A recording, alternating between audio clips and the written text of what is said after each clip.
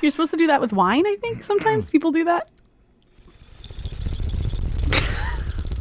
Nature's candy. I taste nature's candy in this wine. It tastes like a mushroom. Have you ever eaten someone's ass after they have diarrhea? Kind of like that. Hey, listen, that's what those sommeliers talk about. Like, you have to eat weird things so that you know the flavor profile. So, like, yeah. Yes, the winemaker actually eats curry, then takes a laxative and dumps into each barrel of wine. Ooh. Where it ferments. I can really taste that. Mm-hmm. Where it sits for 17 years. He shits in grape juice, and then they keep it in a barrel for 17 years. Is that hints of mint? Why, yes. The winemaker, before he took a shit into that barrel, ate a York peppermint patty. He is quite the innovator. Sorry I'm making it a he on him. The winemaker. It could be a she. You know, there's a big disconnect between men and women, when they're in the vineyards. Well, I was just thinking of someone who actually take a dump into the wine probably has a big ego. It's a real power play, which is why I assigned him.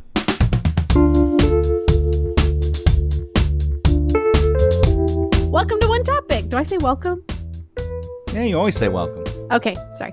This is One Topic. Who is it? You are listening to One Topic. Come in.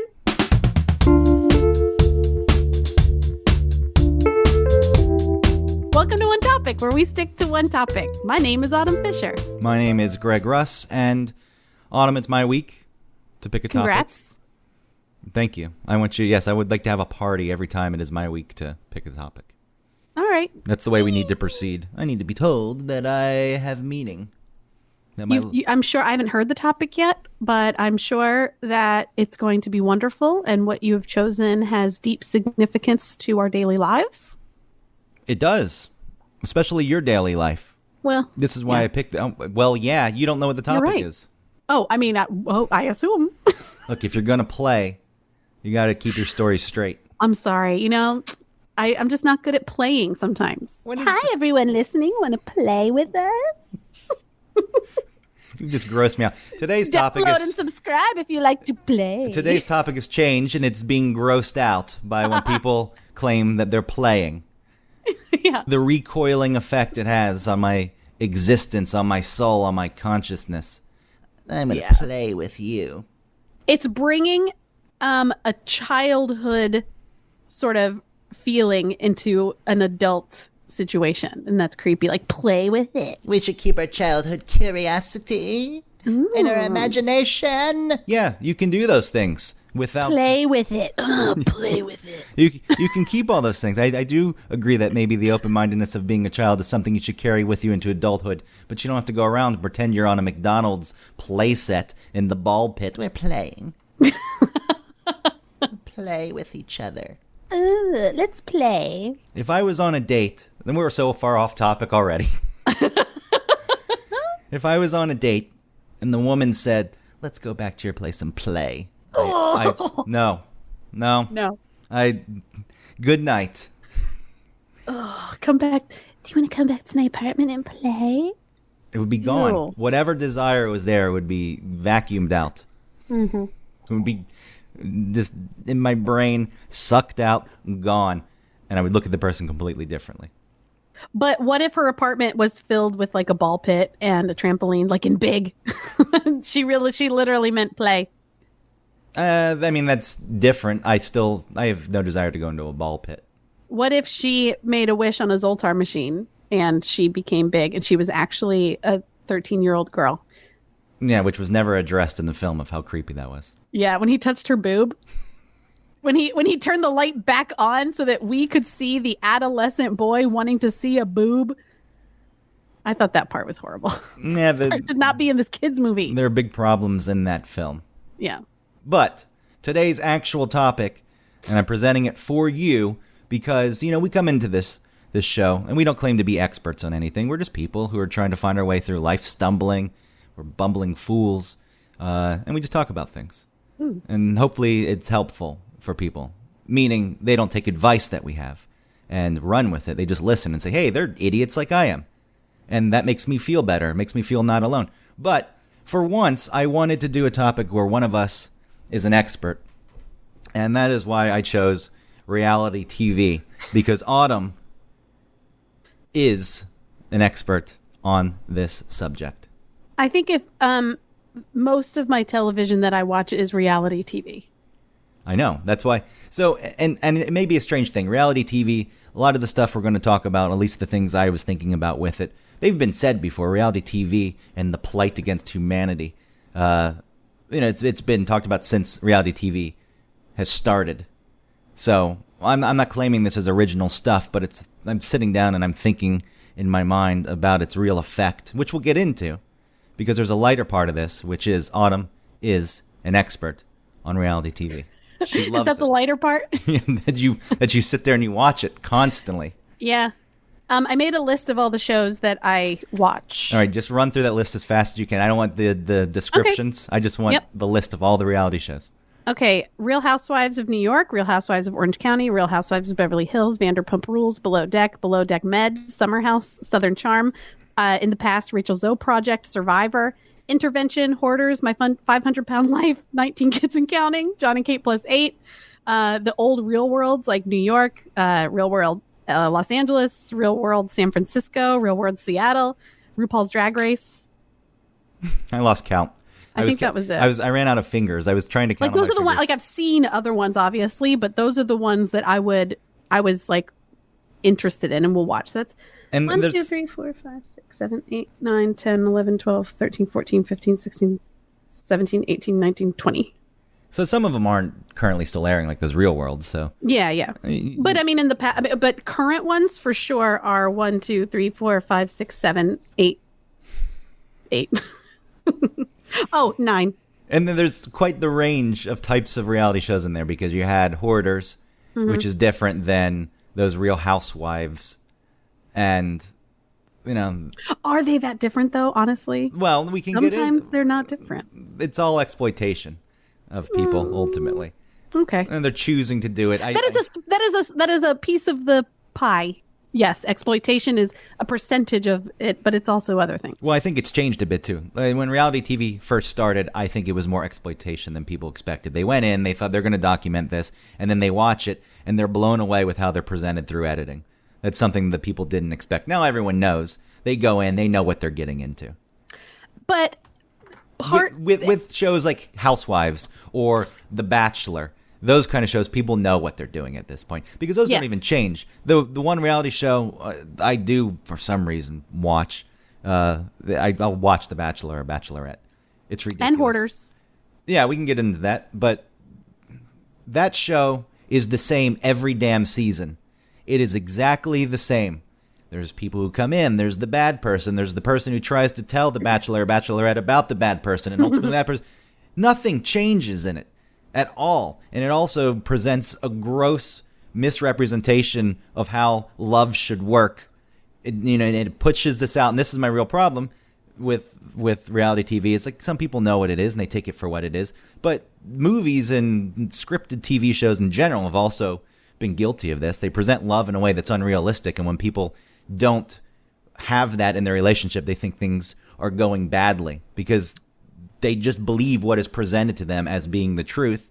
And this, especially if they didn't grow up with a model for what a relationship, long-term relationships can be. Exactly. So, The Bachelor, knowing someone for a few weeks, 6 weeks, or whatever the production schedule is, and going to exotic places, it's all the fantasy, which is fine. Makes for some kind of entertaining product that people obviously watch. But I think people watch that, then they look at their fat spouse. I shouldn't say fat, because it could be a skinny piece of crap also.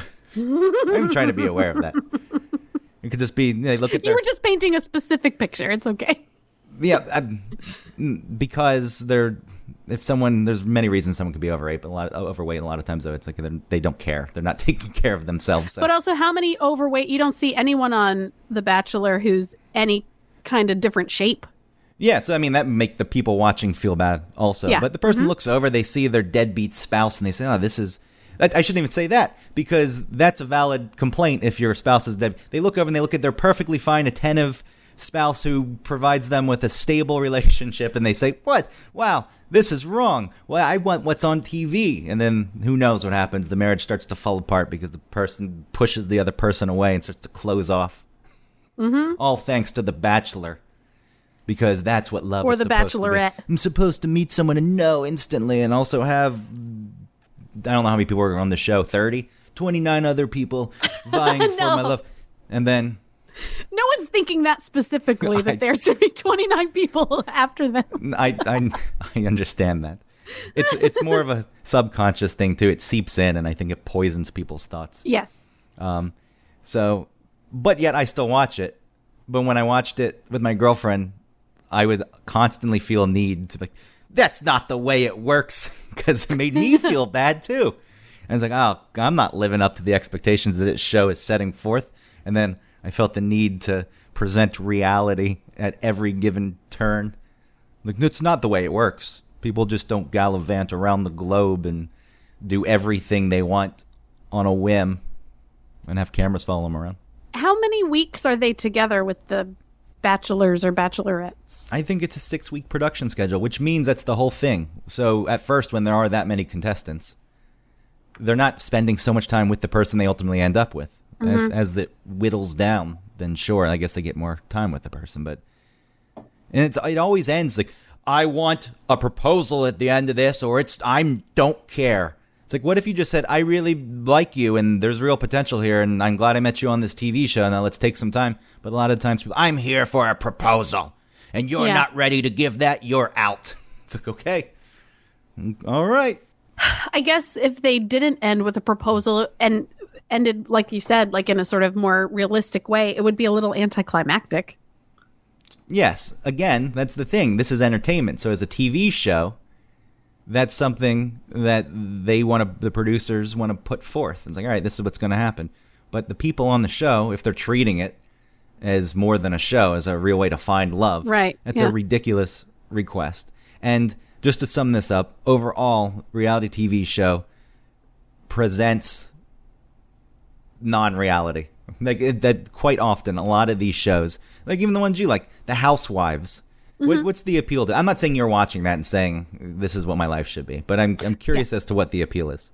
Well, for Housewives shows, a lot of times it's about seeing people living lavishly and getting to semi-experience that. You know, when they go on these luxury vacations, or when, I mean, I'm not so into like the products, like they have a Birkin bag or they're wearing Louboutins or anything. I don't care about that. But when they're going places and they're freely, I don't know, they're having like cocktails with friends and they're having lunches. So, and, so what's happening is you still are looking at this like, wow, it's a peek into that world that I'll never have. But it'd be cool if I did live in that kind of existence. I mean, I would like, okay, when it comes down to it, I wouldn't mind the option of dipping my toe into that world, but I don't want to be friends with those women or anything, and I don't want to be that type of woman. Which is, but it's just like someone who has to keep up her face with surgeries or with, you know, injections and whatever, because everyone looks a certain way. And I mean, they have to do it because, well, they don't have to, but, you know, they choose to do it, especially because they see themselves on TV, you know, and that's hard to see, I'm sure. And then they're also just like crazy people, which makes it interesting. It makes it fun to sort of break down people's motivations. And that's what I'm interested in a lot of times, is the relationship dynamics between the women, and sometimes between like the husbands or something. Sometimes they get in on the mix. But how real do you think that is? I think that there are certain ones that are not as real. So OC and Beverly Hills kind of suck. There's not a whole lot going on. There's not a lot of reality there. But in New York, that is a deep, deep well of fascinating things. I mean, things happen. Things, you know, 3 things will happen on like the Housewives of Beverly Hills, and each of them will be like these huge dust up scandals talked about for 6 episodes each, and that's why you lose interest. But New York, like 12 things will happen in one episode, where like one thing that's said on New York would have turned into a huge problem on another Real Housewives show, but it's just like looked over in New York, and it's just so fascinating. And there are things happening in the New York one that you don't understand the true impact of it unless you've watched it from the very beginning. And it's the great. Oh, so they're it's one of the greatest shows on TV. They're rewarding one of the greatest shows on TV in TV's golden age, where there's great scripted content. This is one of the best things on TV. Okay. This is in its category. I think it's the best reality show on TV. I'll give you that because you're the expert on reality. In its category, you say it's the best, and I will believe that. So if I had never seen this, which I actually have never seen, Real Housewives, you would like it because it's in New York. You'd see things that you know. That'd be the only reason I watch it. I know that location. I know where that is. That's what I liked when we first moved from Atlanta. I would watch Real Housewives of Atlanta and have like a whole new thing. I was just only looking for like, where are they? But then I stopped listening to what they were saying. You see the editing involved where they jump around to different parts of the city. It's like, no, there's no way that would have happened. Or they'll show like on Atlanta especially, they show like, Midtown and Piedmont Park and the buildings down in the city, and then they show Nene's house, which is, I don't know, in fucking Tucker or something. Yeah, not in Tucker, that's too close. In like Decula. Yeah. Oh, even that way, is that close? I don't know how far away that is. I think it's a decent drive from Atlanta. Anyway, it is. I don't know, Loganville. I don't know. Your point, even if they were in Druid Hills at that point, like you're showing Midtown, you're not establishing. No, they're not. There's nobody that lives in the city of Atlanta anymore. I don't even think. Yeah, Candy doesn't even live there anymore. So how would you pitch this to me if you were telling me? Oh, Atlanta! I didn't write that on my list. Oh, add it. What are we up to? All right, 10. 69 at that point. Yeah. Why? That's. I didn't mean to do that. 69. Oh, that was just, see, that's another one of those. This is what happens. Like, you're just around idiocy and these things seep into your brain. And then when you have to pick an arbitrary number, it comes out as 16. I'm very embarrassed. I didn't want to say that. Are you going to mark the time and cut this out? No, I'm going to have to leave it because I like doing our show live to tape. I don't like it to be edited. So it has to stay in there. But just sit and feel this feeling. Yeah, this embarrassment. That I chose that, and where some person on some other podcast would have chosen it on purpose and thought it was funny, and they'd be cracking up like, oh. Yeah, you like the 69? Hey, go back and listen to our embarrassment episode to see how we deal with this part. Yeah, it's a good sell. We did a whole show on embarrassment. Go listen. This will be one of those things that I carry with me to the shower. And remember that time you're recording the podcast with Autumn? Find out what Greg does in the shower when he's embarrassed on our embarrassment episode. So available now on all your podcasts. What I was trying to say is I've never seen this show. And you're trying to get me to watch it. Just, you have 15 seconds to tell me. How would you sum it up and say, this is why you need to watch this show? What does it present? What does it offer? It offers you a glimpse into upper class wealth in New York. Out. I'm done. But it also, you're in on the dynamics between the friendships of these women that are so insane. Of these vapid, soulless women. I'm out. No. In New York, they're not vapid. Okay. They are. New York is a whole different animal. Like, if you don't like the other Housewives shows, I kind of understand why. If you don't like New York, something's wrong. These women are. Okay, so you at least got me. That's it. Yeah. That was more than 15 seconds. But even though I shot you down twice, you got me somewhat interested because you said, no, not with New York. It's so different. So then I would watch. So different. Then I would watch one episode and I would get so furious that I wouldn't watch another. But you got me at least watching one. Something like, the Keeping Up with the Kardashians. It's another. I know why this is popular. People do have this obsession with this rich, famous lifestyle. But the way it's presented. Yes, do they get to do glamorous things that most people don't have access to? Yes, that does exist. But it is presented as this is probably the way you would want to live. If you did a reality show on poor people, would it be glamorous? No. The way they'd spin it was like, look at this. This is not how you want to live. This is shit living. This is an awful existence. But you could easily actually find some people who weren't well-to-do and just document them without Yes, but without spinning it, and it could be like the greatest dynamic between a family you've ever seen in your life. But for some reason, but the audience of with the audience who is watching these shows, they don't want to see. Like, a lot of the people complain about housewives now, like bringing in their little kids too much, because it's like, we got our little kids. We're not interested in seeing other people parent their kids. We want to watch you go on vacations and have fun and get drunk and not be hungover. And, that's what we want to see. Right, the so problem with the Kardashians, I think, is because I don't care so much about, like I said, the products. So I don't care about like seeing what they're like, spotting it, in the show about like what they're wearing or what they're doing or whatever.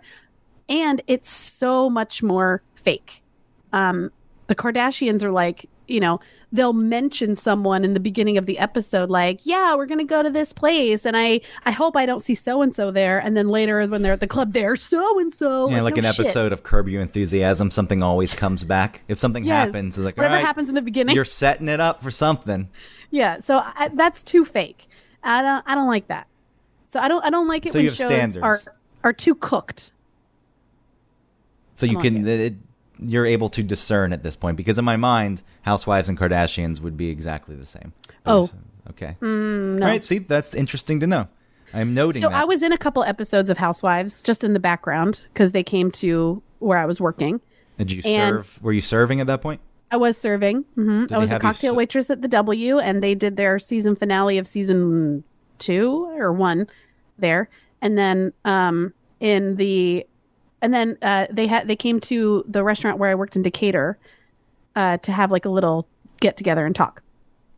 And I saw what happened. Like, the producer, like they shoot some conversation, and then they stop, and then the producer or whoever comes in and talks to them and says like, hey, you might want to talk about this now because this hasn't been brought up with you guys. And so one person brings something up. And so in that way, that feels still more genuine, because they're not saying like, and Phaedra, you're going to be mad at this. It's more just like, hey, this needs to be brought up because you guys haven't discussed it.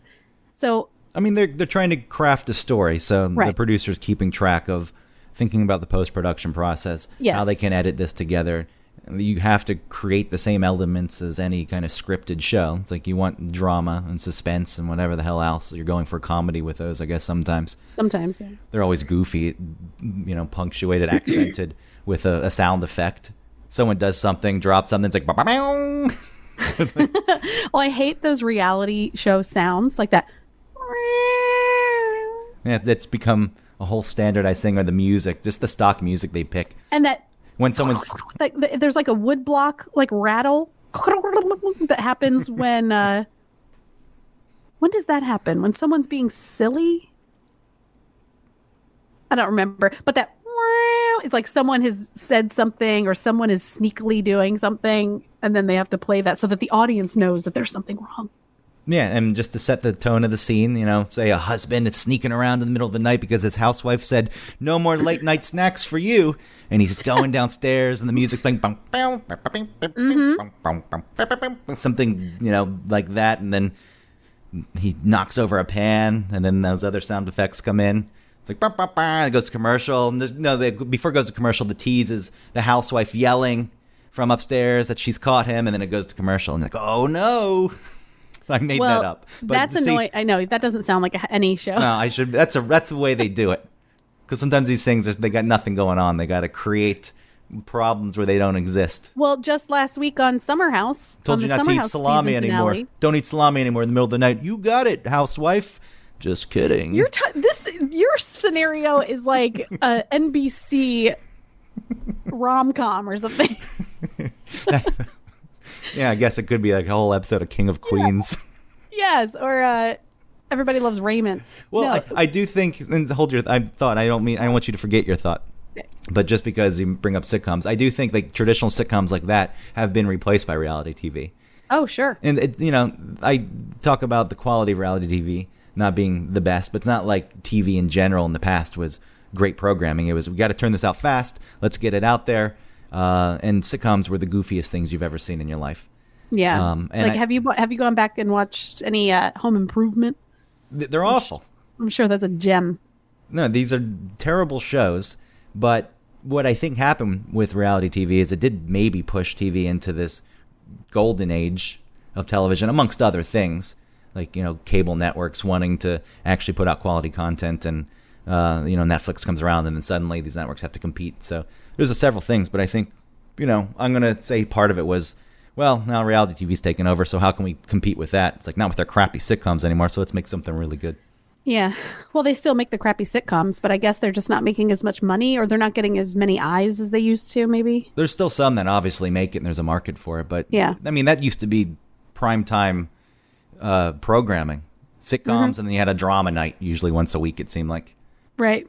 Anyway, you were talking about something else. Well, I was going to say the more likely sort of setup, go to commercial, come back scenario is that somebody, so on Summer House, what just happened was this Paige, this one of these girls was, it was 4 a.m. and she got out of bed and she knocked on Carl's door, and he's in his underwear, and he gets up and, he's like, oh, hi, and she's laughing or something. Then they go to commercial, like the door closes and they go to commercial. So it's like, oh, Paige is going to finally sleep with Carl.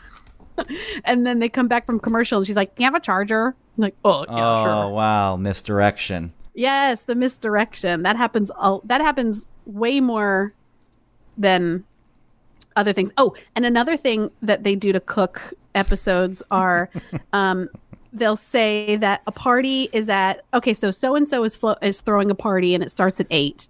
And all the other housewives, arrive around 8 o'clock, whatever, it's fine. And then one person who, maybe they're setting up to be the villain of the season, they tell her that the party starts at 9:30. And so, or they don't send a car for her until 9:30 or something. And so she arrives late. But before that, it's all talking about like, well, where's so-and-so? Why isn't she coming? She never supports you. She doesn't support women. Blah, blah, blah. You know what I mean? Because they're cooking their animosity. But you see how set up that is. They introduce the topic. What about this person who's never on time and doesn't seem to respect you? Why don't you talk about that a little bit? Meanwhile, they're delaying the person from arriving on time just to set up the reaction in the end so they can capture. Like, it's, again, it's a form of entertainment as long as you know that and you're watching it for that. My fear is a lot of people watch it, and because, again, Real Housewives is portraying a life that people seemingly want to live, and then they see how these people act, somewhere that seeps in, and then I think I don't know if they completely mimic, but it alters behavior or alters expectations. And a lot of those shows, we'll get into the other ones because you brought up Intervention, or you brought up Hoarders. I was going to bring up Intervention. Those are a little bit different with the way they present things. They're still exploiting people, but they quite often, these type of shows show the worst of human behavior, and then people are watching it and thinking, reality TV, this is how it really is, and it gives a skewed view of what I hope the world isn't. Well, I mean, you have to have a little bit of a brain. I mean, you're not. I don't trust anyone to have a brain. That's my problem. Right. I think so many people are stupid. Because, I mean, if you watched Real Housewives of Orange County, you would think that when you go to Orange County, you're going to, like, see these women around. Do you know what I mean? Or, like, if you go to California at all, you're going to just run into movie stars every which way you turn. I mean, that's not using your brain. You got to use your brain and be like, yeah, I'm sure that there's a portion of what I'm seeing that's real. And, I mean, half of these women on these shows aren't even friends off season. They're just, like, or, like... a new housewife is introduced, and usually one person in the group vouches for them. They're like, I've known so-and-so for 40 years. And so she's my new friend. I'm going to introduce her to my other friends who are not really my friends. And then, they only last one season because they suck or they're too much trouble or who knows. And then they just disappear. So like this person who said like, I've known them for 40 years, they come in, and then they're gone. Like, where were they? I thought you guys were friends. Why wouldn't we see them over and over if we're watching your life every day? Audience didn't like them. They didn't. But I'm saying, like, you can't say that they're your deeply connected friend, and then the whole season like vouch for them and defend them and whatever, and then they just disappear for the next season. I get it, and what you said, you have to trust that people can think. Every problem I have, I think, in my life, and the reason I get so worked up about things is because I don't trust that people can actually think for themselves. So you're that is true. I mean, some people can't. You're being manipulated by this person, and no matter what the context is, Like, you're being manipulated, you're falling for it, and you're just going to believe whatever. Right. And, if I can put that aside, then sure, reality TV's fine. But I just have this image, people sitting there, eyes wide open, mouth agape, drool coming out. It's like, This is the life I want. This is the way I need to act to mimic my idols. and then you've got a society of morons running around wreaking havoc on one another. Backstabbing. Yeah, you need to have like a stable foundation of, I don't know, reality before you can. Which we don't. No one teaches us what actual reality is. You're presented this idea of what you're supposed to be, but it's somewhat vague, and people just throw terms out there that are operating in extreme ends of spectrums, and you don't realize things are nuanced and subtle, and that's why I don't trust anyone to make any valid decisions on their own. But Yeah, I agree. I mean, there are. I think when I start to feel like maybe I should get a little work done, not any surgery, but just maybe a little bit of Botox, maybe a little Restylane or something. It's because I'm watching these shows and these women look a certain way, and But they don't especially when they've just started it and they look good and haven't like tipped over to the other side of grotesque. I think, well, maybe I could just do a little bit. But then it also, you work through that because then you see their faces as the seasons go on and they get weirder and weirder looking, and then you compare them from when they first started to the current day, and you're like, oh god, you can't start that kind of thing because it just gets out of hand and you look crazy eventually. well, I'm glad you realized that. Yeah. And that's, if we're going to promote other shows, we did the show on Vanity where we talk about this in detail. Yes. And ultimately, my stance on it is it's the person's choice if it'll make them happier. I just don't like the fact that they feel like they need to do it. To make be them happy. yeah, to be happier. But, so different types of shows outside of these. What were some more on your list that don't fall into this housewives type category where you're following around the group of friends who are backstabbing and gossiping? Intervention, Hoarders, My 500-Pound Life. I love watching My 500-Pound Life 600. and eating. 600. 600? You're the expert. Come on. Oh, shit. I can't believe I said 500. I know. Change it in my notes just for... 500 doesn't. I wouldn't watch a show where a person was 500 pounds trying to lose the weight and the struggle No, that that's goes along too... with Yeah. it. Anybody can do that. 600, though. I'm in. So I like watching My 600-Pound Life and eating because I'm like, I'll never get that big. Like, I can eat this whole... I can be gross and eat this whole thing and get sick, and like, I'll never be that big, so I'm fine. Yeah. It should be the opposite. Like, I shouldn't eat it all because look what it could turn into. You're just looking at how bad it could get, and you're saying, it won't get that bad. I'll never be that bad. But if it gets a little bad, you're going to feel bad about yourself. So you don't need to get to that extreme yeah. to start beating yourself up over the fact you sat there and ate a whole tub of ice cream. I've never eaten a whole tub of ice cream. Like, in one sitting. Have you? A pint of ice cream, but that's Yeah, a not... pint is doable. Yeah, the tub, no, but I get close. Half. And then in the morning, the other half. So within a span of 12 hours, the thing is gone. Yeah. And I understand what you're saying. Even if you're not watching that show, there's this idea. It's like, it'll take a while until I get there. But you continuously eat a whole tub of ice cream within 12 hours, it'll happen.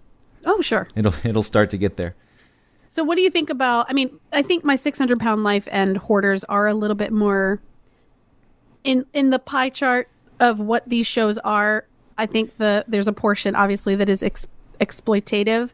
But I feel like Intervention is one that is, I don't know, maybe a little less exploitative. Well, they lie on Intervention to the people that they're following around, the addict. Right. Because if they tell the addict that it's Intervention, they're probably not going to do the show. So they usually say they're documenting someone who has a drug problem. Right. And then the intervention comes into play.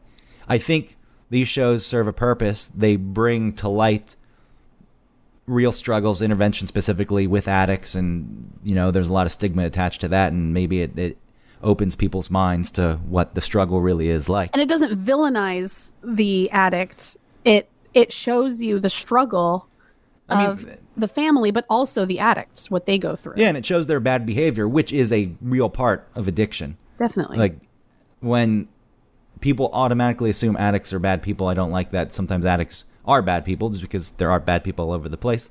Sometimes they do bad things while they're addicted. And depending what happens after that, if they, make amends, it doesn't need to define them. But those shows, Hoarders, I was watching this morning because we're recording this on Sunday and I have a Sunday morning routine. There's always the Hoarders marathon on. Leave me alone. They use that woman in the promo. And she's one who's just so nasty. I try to be empathetic towards these people, and most of them I am. There was a man who had all these rats. Did you ever see this one on Hoarders? They were domesticated rats, but he let them loose, and then they just bred. And oh, no. Yeah. He was forced out of his house and lived in the smaller house out back, I think. But they came in, and they were taking his rats away, and it's all he had, and he was crying, and it was very moving. It's like this person has real struggles in their life, and this is being shown and brought to light. But that woman who's like, leave me alone, I hate her. And she's just, I can understand that she's got her issue, but she's also very mean to everyone involved.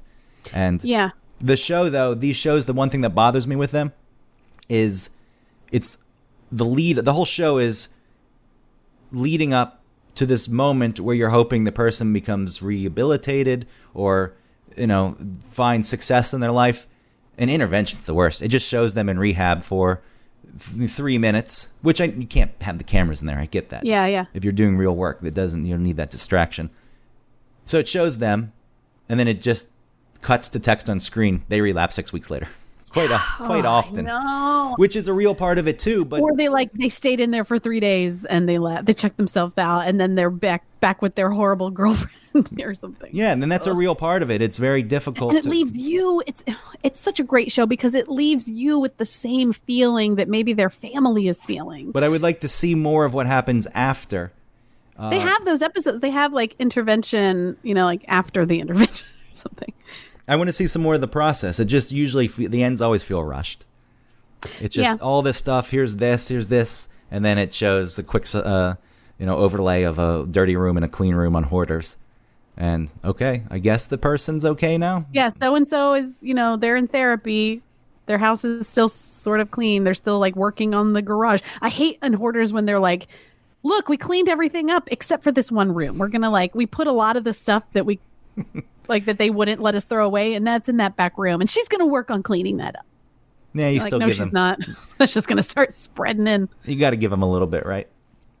But so these people, there's a level of exploitation. Hoarders more so people know what they're signing up for. Obviously, the person has to give permission to be filmed.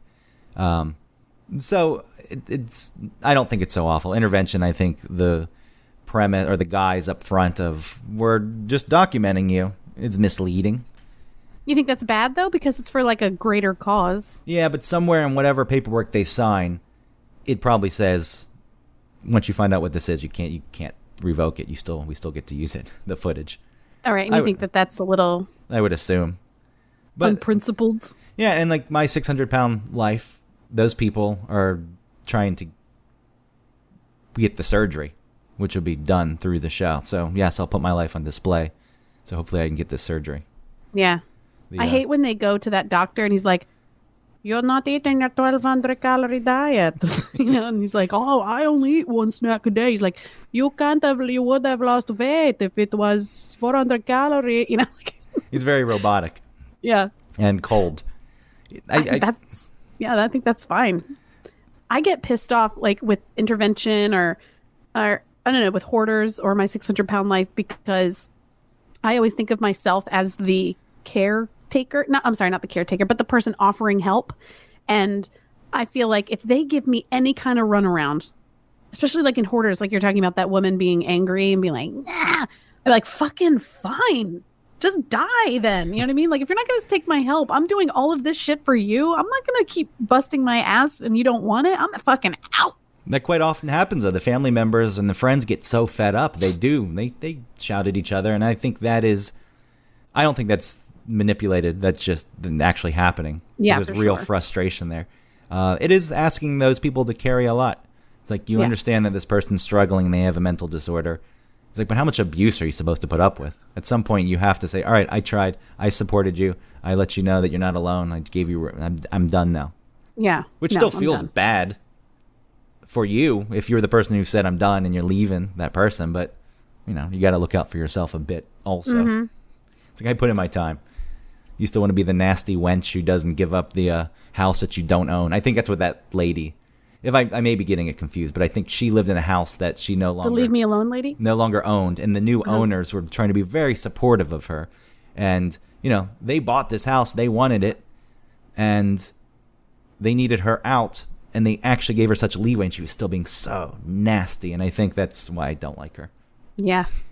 But if you think about, what the real issue is probably like some kind of abuse as a kid, and then they couldn't form healthy relationships as adults, and then they decided to put whatever energy they had into their things, and then if they lost anything, it was a total rejection of themselves. You know what I mean? Like it really comes from sad places. It's the same with My 600-Pound Life. Every one of those people were like molested. Well, You know what I mean? They always say like, I don't know, I just eat one meal a day, and then it turns out they eat like 14 meals a day, and then they say like, saying every and then they go to single therapy one. for 2 seconds on the show, and they're like, yeah, I was molested. Not every single one. I mean, that's, yes, traumatic events trigger these things. Yeah, But they got to keep people away. But That's sometimes how they keep people away. Sometimes just anxieties. I'm not a hoarder, but I keep things that I probably shouldn't keep, that I don't need to keep because I attach meaning to them. Like there's the different types of hoarders that I see. Some just I'm sorry, I didn't think hoarders were molested. I'm talking about the 600-pound life people. But even go then, ahead. I know what you're saying. But all of them, you can't. I You can't mean- assign that to everyone. Okay, I'm not going to say all of them because words have meaning, but a very high percentage of them.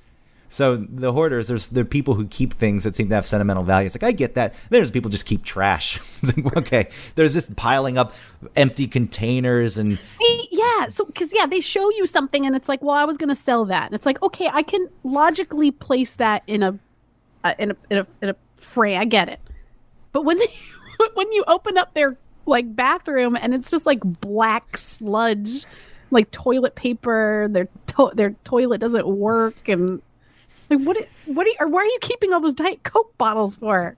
there's just the triggering event. Usually with that one, someone's death, right? Someone dies that they're close to. And this is what I'm saying. I keep these things. I have the sentimental attachment to objects. And if a person died, I could see how it could push me into hoarding more. But you wouldn't keep all of your seltzer bottles. No, I wouldn't to begin with. I don't know how it progresses, but let me just go grab. I'm just going to go to this drawer, and I'm just going to grab a handful of random stuff. We'll see what actually I ended up getting. This is our own reality show. We need the reality show sound that. So this when you bring is it- there's probably no reason for me to have. All right, here's something. All right, so this is relatively new, but I enjoyed this night. So it goes into the drawer. The David Byrne show. You and me and Eric and everyone went to see at the Fox Theater in Atlanta. Mm-hmm. That was October 2nd of 2018. Oh, here's something. Fits in the Tantrums at the Music Hall of Williamsburg on Wednesday, February 16th, 2011. I don't even care about that band, but my mom was in town, and I was working at the radio station. I was like, let's go to this. So she went with me, and I was like, that was nice. That's sweet. Here's a Dad's Garage Theater Sports from Saturday, February 27th, 2016. New Jersey Devils versus New York Rangers. A lot of ticket stuff is ended up what I ended up grabbing. I feel like people keep tickets. That's okay. This is Friday, November 5th, 2010. Here's a Dell Preferred Account card. The last time I bought a PC was 2002. Established 2003. Why do you have that? I don't know. Because it reminds me of living at 1660 Peachtree and buying that computer, and that meant something to me. I was like, well, I just bought my own computer. I think I'm an adult now, and I like that time of my life. Conan O'Brien live at the Beacon Theater on November 3rd, 2011. Tickets, I feel like that's fine. The Dell card is bordering on, I don't understand. Here's an AirTran Boarding Zone 4. Uh-oh. And this isn't for? See, I could be on this reality TV show. I don't want to get too far off, but it does tie into hoarders. You're right, tickets are fine, and I just ended up grabbing that section of that drawer by accident. Okay. Where the Wild Things Are, the movie. Remember that movie? Everyone was Yes. excited about it, and then it wasn't that good. Yeah. November 10th, 2009, Auditorium 13 at the Regal Union Square. There you go. Why'd you keep that? I went with my friend Dave, and I enjoyed it, even though I didn't like the movie so much. But you enjoyed your time with Dave? Yeah, here's the City College of New York. Congratulations. It gives me great pleasure to inform you your acceptance as a transfer student to the College of Liberal Arts and Sciences, Science Division at City College, December 13th, 2010. You went to school in New York? I applied because I was going to go back and study physics, and then the what's the person, the advisor, or Okay. She was nasty, and I just quit. I gave up. Because I had to test into math, and I hadn't done math in a decade, and I tested pre-calculus, and I said, that's pretty good. And she said, not good enough. I said, all right, I'll take the classes to catch up. She's like, I see you've done journalism. Why don't you just be one of those people who writes about science? It's like, whoa. You nasty. What a bitch. You nasty lady. She's probably a hoarder. Here's... yeah. So, I mean, I don't want to go through and spend the rest of the show going through this. I'm just looking for something that's other than ticket stubs, which they do exist. But the point is, all this stuff represents something in my life that probably at the time, a lot of these things I went to, I didn't even want to go to. But after the fact, I said, that was fun. So I'm going to relive the memories of that thing that I didn't really enjoy in the moment, but I enjoy thinking about it. That's going to live through these inanimate objects. And then someone dies, and it spills over, and I'm on Hoarders, yelling at people. Leave me alone. Leave me alone. But those shows are more documentary style. They're presenting things as not exactly they happen, but I think more so than some of these Right, shows. I think so too. And I mean, there are different sort of categories, right? There's, I don't know, lifestyle.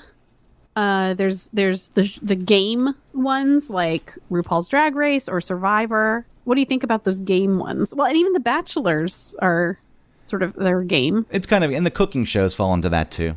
The reality. Oh, I guess is a British Bake Show? Is that another one? That's a reality show. It's All right, also make it 10. It's also a cooking show, and it's a game show. Right. It's been mentioned before that Great British Bake Off, as it's called in Britain. I don't know why we changed it here to baking show, because Americans don't understand what a bake off is. No, but I don't understand. that represents a lot of good nature in people and humanity, because they're all there. They love baking. Yes, they want to win, but they're not being nasty about other people in the process of it. They're not trying to sabotage other people. There's no shit talk about other people, at least on camera. No one's trying to sabotage each other. At least on camera. And they actually help each other sometimes. Mm-hmm. And then there's no prize money. They're just in it to say that they did it and won, which I think is a nice thing. I do too. It is really nice. So that's something I can get behind.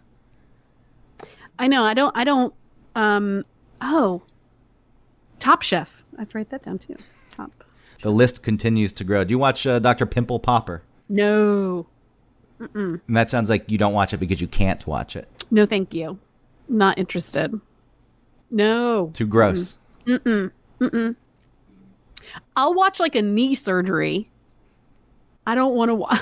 I don't want to watch that. You can't watch. If it's on myself, I'm like, yeah, that's different. You can't watch the creamy skin cell filling of cysts be evacuated on TV. No, and I understand its appeal because, like I said, if it was on myself, I would be, like if you find like a ingrown hair and you pull it out and it's super long, it's so fun and satisfying. Or some crazy blackhead that you've never noticed all of a sudden, and it's like this, bullet comes out of it. You're like, wow, it's interesting, kind of fun. But when it's not, it's someone else. No, thank you. I didn't think I could watch that one either, but now I am into it. Yeah. I don't seek it out, but if it's on, I'll say, oh, this is mindless, and I'll put this on. And as opposed to the shows we were just talking about, who really highlight people who are struggling in their lives, this one, they don't need any of that because the interest is in this gross growth on the person. Right. Some of the people are feeling bad about it, but then they're immediately happy when she gets rid of it. Botched is another one. Yeah, that one's insane. Yeah, I like that one. I'm Botched. I like the fact that the doctors actually do tell people no sometimes. Well, that's every episode. They have three people, right? And two of the people actually get something done, and one is usually someone that they've asked to come in and is not necessarily even interested. So some drag queens were approached and told to come on. just because they wanted them to come on. Like they weren't seeking any plastic surgery. But they would have to come on and be like, yeah, I'm not happy with this. I want this to be done. And then they tell them like, oh no, you can't do that. Or you shouldn't do that. So you know the formula for the show. Yeah. Because you're the expert. I forgot. Because I'm the expert. So every time there's one person who's done such outrageous, ridiculous things, they say no more. They shut them down. Well, those are those. So there's people who have applied for the show, and those are the two that they get something done. It's usually a nose job, and then some like breast issue, and then the third person is someone that they've asked to be on the show, where it's like my boobs are so big. They're like those gigantic, obscene circus big boobs, and they'll say like I want to get bigger boobs, and they're like you really shouldn't, and then she's like okay, and then it's over. But isn't it usually they're not going to do it, but I'll find someone who will? Yeah, they do say that. They're like, I go back to Brazil. I get it done there. Okay. Enjoy dying. Yeah. In Brazil. They just tell them like, all these complications. I like that those people are real doctors, even though they both have, they're both from Real Housewives of OC. They are. And Beverly Hills. Yeah. There's a tie in there. Oh my God. Paul Nassif is from Real Housewives of Beverly Hills. He was, Adrienne Malouf's husband. They are not married anymore. And then what's the other guy's name? I don't know their names. Terry Dubrow. Yeah, you got it. He is Heather Dubrow's husband from Real Housewives of OC. I don't know any of these people. The Dubrows. Yeah. Oh yeah, the Dubrows were my favorite. I really took to the Dubrows from episode 1. And Terry Dubrow was part of that show, the Swan or Ugly Duckling. Do you remember that show? What was that? I remember that, but fill me in.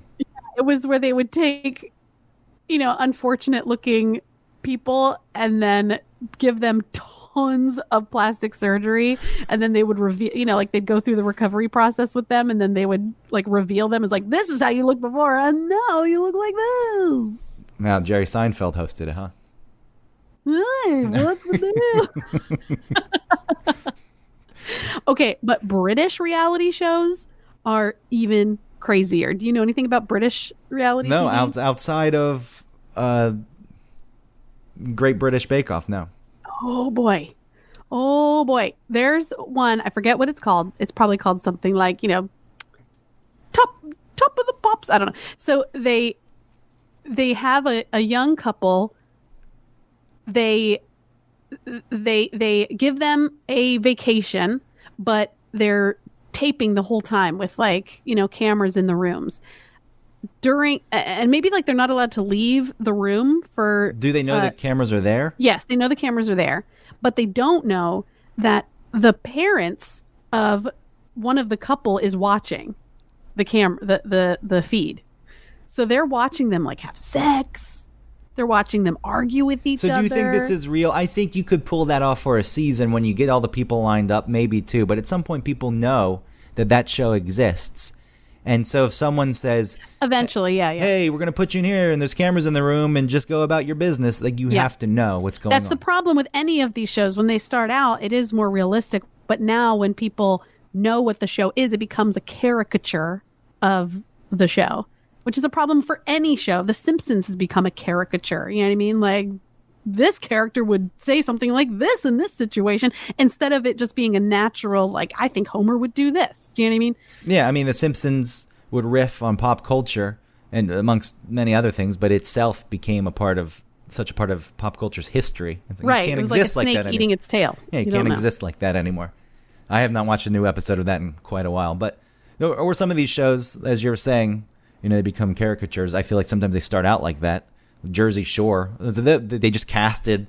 Oh, I love Jersey Shore. They casted train wrecks on purpose, and then like we'll put these people together and just watch them.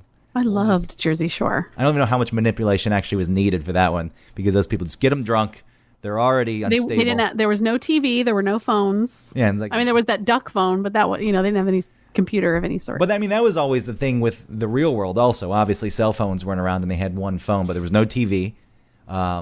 And plenty of booze. They fed them booze. I don't remember the first season as much. The very first one, the New York. Did they have a lot of alcohol in that one? No, that one was more about lifestyles. They were bringing in people from all kinds of walks of life.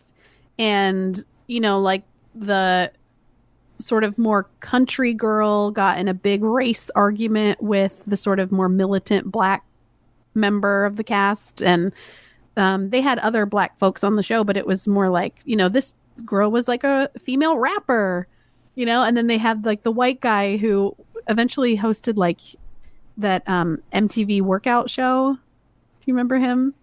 No. He always has his shirt off. He was whatever. So, he was more sort of plugged into sort of some sort of like black culture or whatever, but he was white, but I think his name was like Tony. You know what I mean? Like he was Italian. I don't know.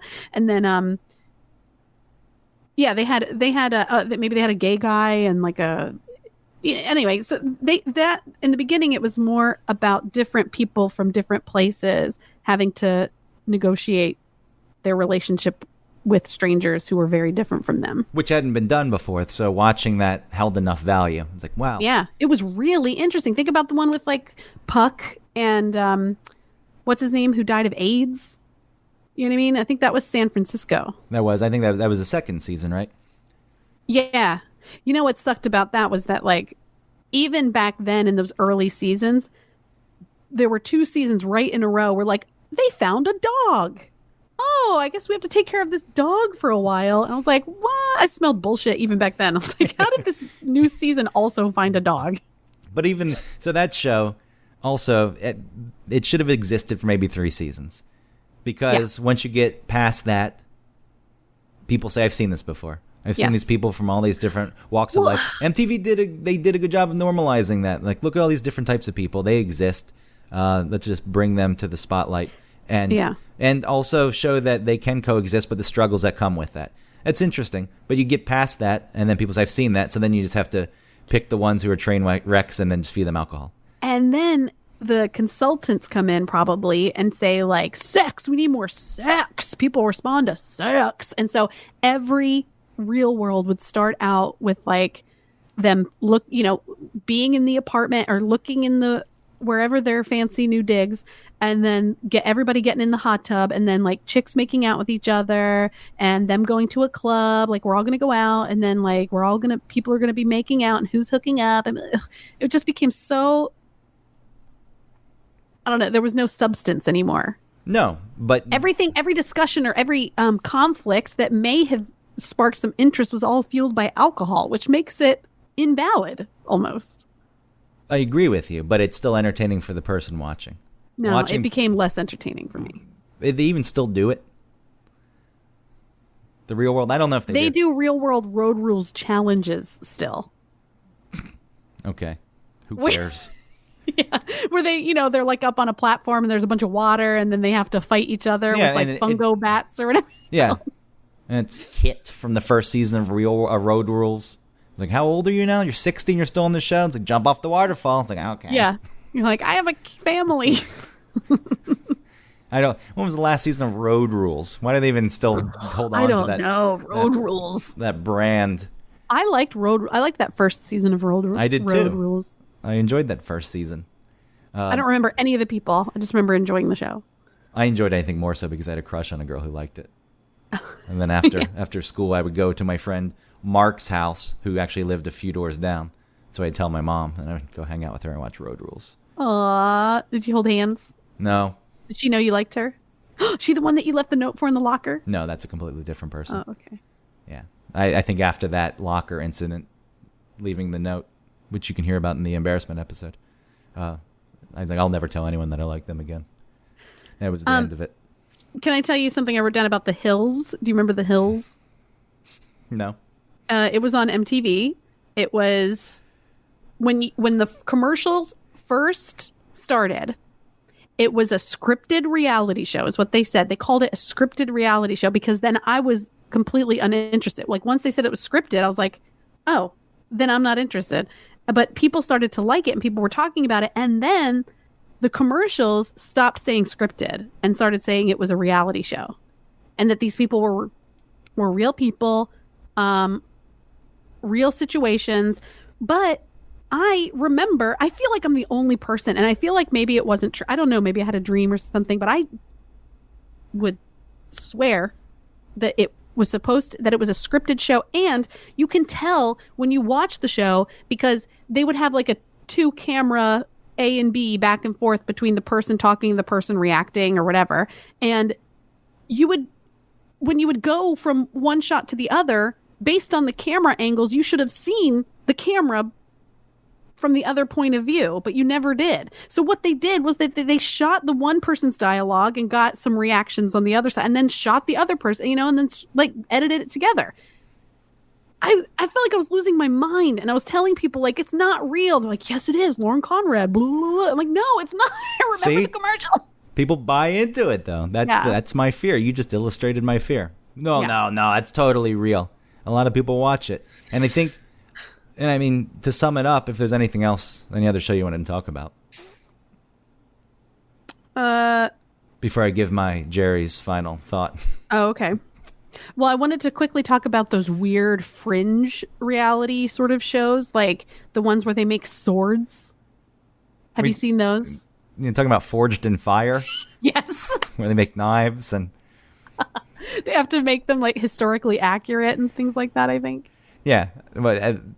So that one's got a few challenges, or one challenge where everyone's in the forge on set, and they're given scrap metals. Then they have to make a certain type of historic knife out of those metals, and they do the best they can. And then the last 2 contestants get to go home for a while, and that's when it has to become really accurate with whatever weapon. Oh, okay. But my favorite's they test them, and the one guy that says, "Your weapon will kill." Okay. Yes. Your weapon will kill. The ones where they like tattoo people, like tattoo. Yeah, Tattoo much, I think is what. I've had no interest in watching those. There was we were bombarded with these tattoo reality shows, which, if anything, it was a counterculture at some point that maybe the producers thought, wow, we bring this to most people in America. They'll be interested in seeing even that boring. Yeah. I don't understand the reasoning behind those.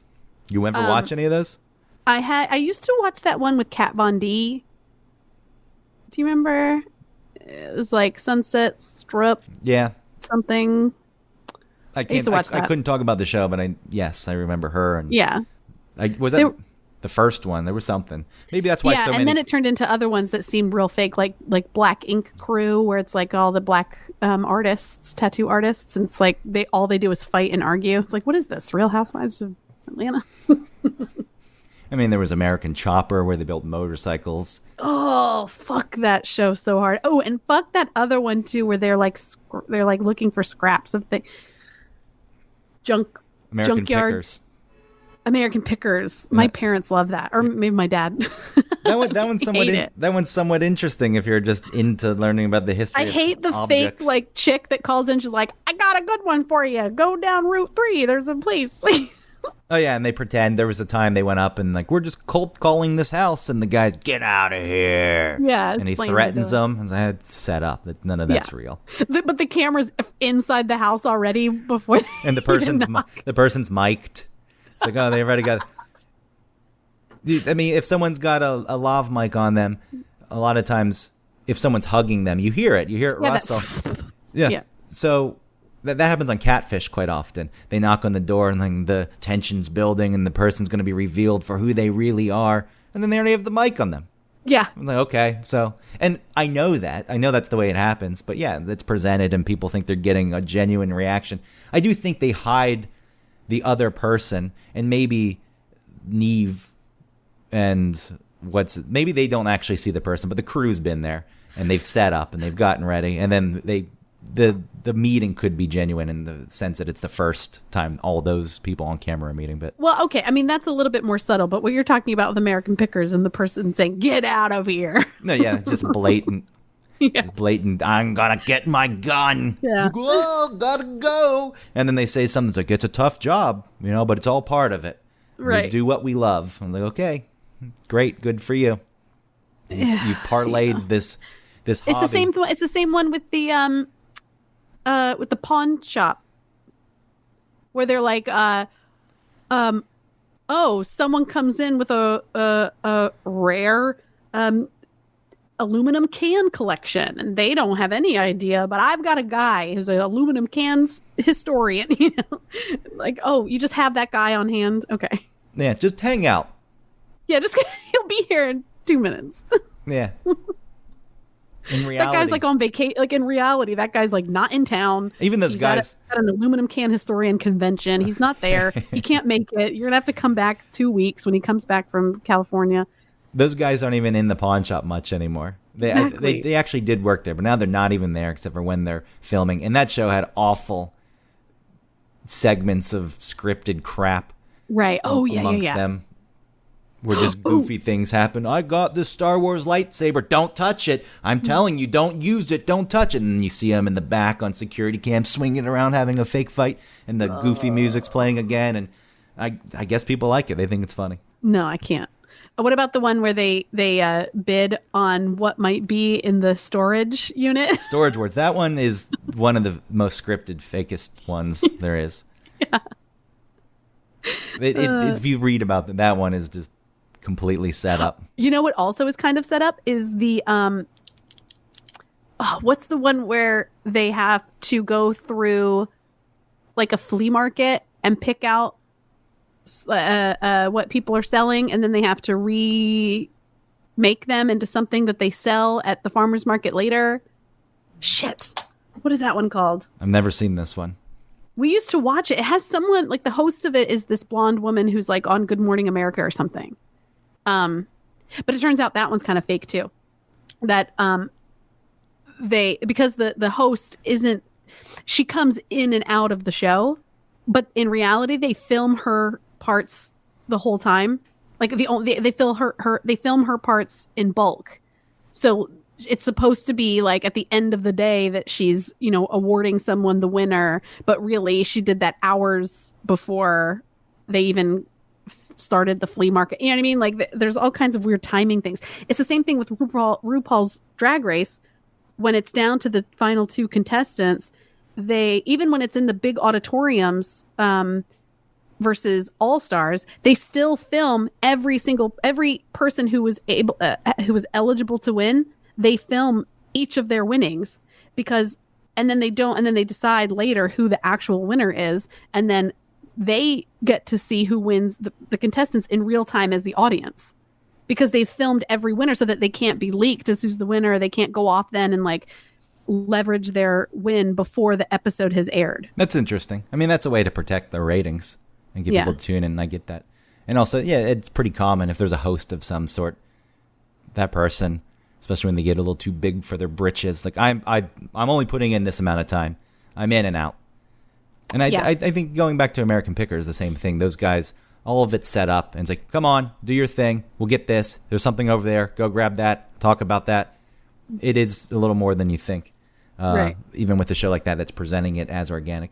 The appeal of those shows, though, You Hate American Pickers and Storage Wars, I think just people like the idea of finding little hidden treasures, because a lot of people, that maybe that's in my basement or my attic. That's the appeal. Right. I do think about that. I think maybe this, thing that we got at the Goodwill is actually worth a bunch of money, but it's just hanging in my thing. And then maybe my kids will see it one day when I die, and they'll come, I don't know, to Antiques Roadshow. Nah. Never is. Never worth anything. Yeah. You think you got something. The guess. Nope. Not nearly what you think. Yeah. It doesn't mean it doesn't exist. So don't give up. Keep going. Okay, I'll never give up. For your treasures. It's like getting the capsule that's opaque out of the machine, and you don't know what prize is in there. You put your 50 cents in. It's like whatever's in there ultimately always is disappointing. The 50 cents is paying for that anticipation as you're turning. Yeah. And then oh. You're paying for the experience of hope. Yeah. It's this really crappy, hard plastic Stegosaurus with the paint is not in the proper places. It's like, they missed the eyes. Mm-hmm. Okay. Glad I paid 50 cents for that. But so. All right. What's your final thought, Jerry? I mean, I was just thinking, though, with these shows, obviously there's some all right stuff, and then it's all entertainment ultimately. But I wish there would be more of an effort just to not edit it and show the worst side of humanity. Because you could do shows that show very good things happening amongst people and people being supportive. And I get that there's not as much drama involved in that. But because I think that this does have an impact on society, somewhat of a balance or more of a transparency. It's like, hey, look, this is somewhat fake. Watch it, enjoy it for what it is, but don't take it to heart. All right, so my reality show TV count is up to 4, 5, 6, 7, 8, 9, 10, 11, 12, 13, 14, 15, 16, 17. How did it grow so much from like 8 to 17? I bet you could continue to grow it. So check in halfway through the week. And those are just the ones currently that I catch. Post your list and then and then add. So halfway through the week, post an updated list with everything. Okay, we'll do that. So we can all follow Autumn's lead with watching reality TV. TV. All right, thank you for listening to One Topic. Please like and subscribe. Also, rate and review us on iTunes. You can subscribe on all the different types of podcatchers out there. If we're not on something, let us know, and we'll try and figure out how to get on it. Also, is there anything else I have to say? No, that's good, unless you need to promote the hot sauce. Oh, yeah. If you want to try the official sponsor of One Topic, Hoff Sauce, you can go to hoffandpepper.com. Use our code OneTopic15 for 15% off. And I think they have some sales going on, so you should check it out, and it's so good. Can you stack the 15% on top of the sale? That's another that's another reality show, that coupon show. That's Extreme right. couponing. That's completely...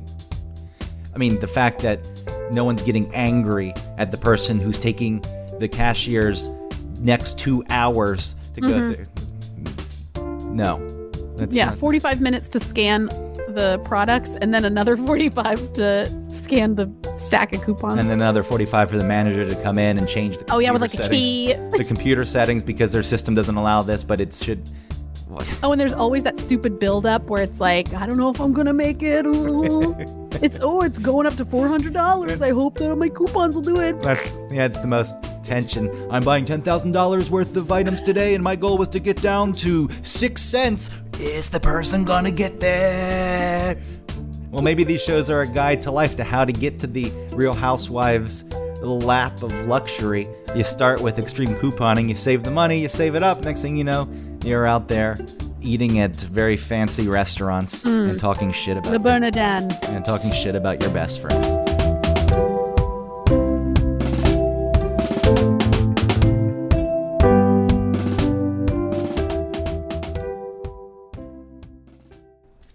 Look at this. I also have a 2007 season pass for Six Flags. Wow, that looked like John Belushi. I have... Sure. You look like John Belushi's brother.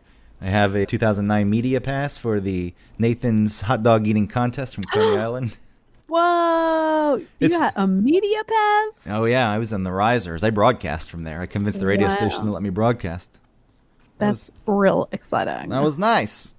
Did you feel nauseous? Sometimes I like watching that, but I feel like kind of sick when I watch it. It is pretty gross. Kobayashi was still around, though, so it was exciting because it was Chestnut and Kobayashi. I think Chestnut had won the year before, so okay. Kobayashi had been dethroned, but it was still a rivalry. It's like, well, can he hold on to the title? And so it was an exciting one. Now I think it's boring because no one's challenging. Stoney won a couple years ago, but that's because Chestnut, the previous year, had proposed to his girlfriend at the hot dog eating competition.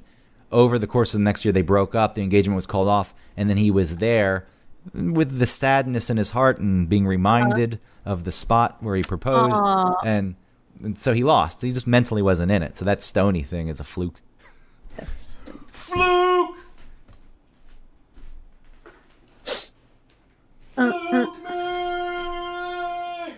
Joey Chestnut, Joey Chestnut, Joey Chestnut.